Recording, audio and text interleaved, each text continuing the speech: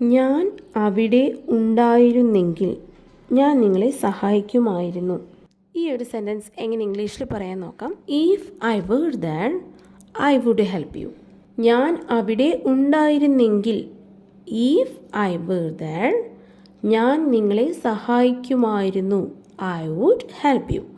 ഇവിടെ നടക്കാൻ സാധ്യതയില്ലാത്തൊരു കാര്യത്തെക്കുറിച്ചാണ് പറയുന്നത്. അതുകൊണ്ടാണ് ഐ വുഡ് ഹെൽപ്പ് യു എന്ന് ഉപയോഗിച്ചിരിക്കുന്നത്. ഇനി ഈ സെൻറ്റൻസിൽ മറ്റൊരു ഡൗട്ട് വന്നേക്കാം.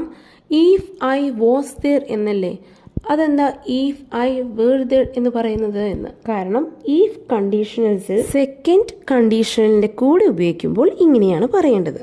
ഇഫ് ഐ വേർ യു, ഞാൻ നിങ്ങളാണെങ്കിൽ, I would look for another job, ഞാൻ വേറെ ജോലി നോക്കുമായിരുന്നു. If I were you I would look for another job. ഈ ഒരു വീഡിയോ യൂസ്ഫുൾ ആയെങ്കിൽ please do subscribe. Thank U.